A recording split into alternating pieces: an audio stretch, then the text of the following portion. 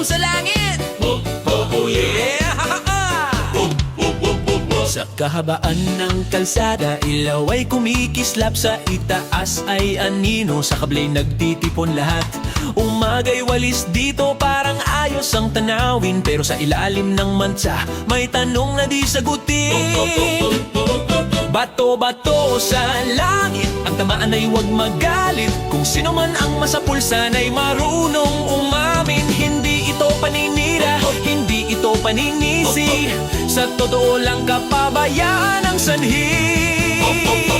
Bato-bato sa langit, kung tamaan ay huwag magalit. Dahil ang totoo ay matagal nang di napansin. Isang sitwasyong tinanggap na lang na normal, hanggang sa ang mali naging pangkaraniwan. Bato-bato sa langit, may masasaktan ba? O mananatiling tahimik ang lahat na nakakita?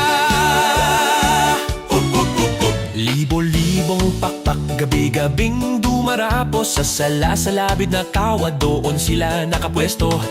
Ingat ka sa paglakad, baka ikaw ang tamaan ng patak na paalaala ng sistemang pinabayaan. Hindi ito kwento lang, hindi ito eksena. Ito'y refleksyon ng lungsod na tila na nahimik na. Kung sanay na ang lahat, sino pa ang kikibo? Kung walang magtatanong, sino ang gagalaw dito?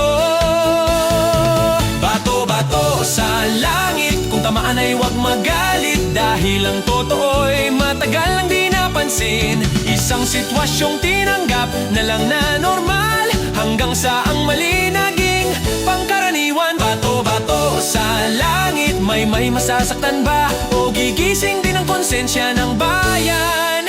Balang araw,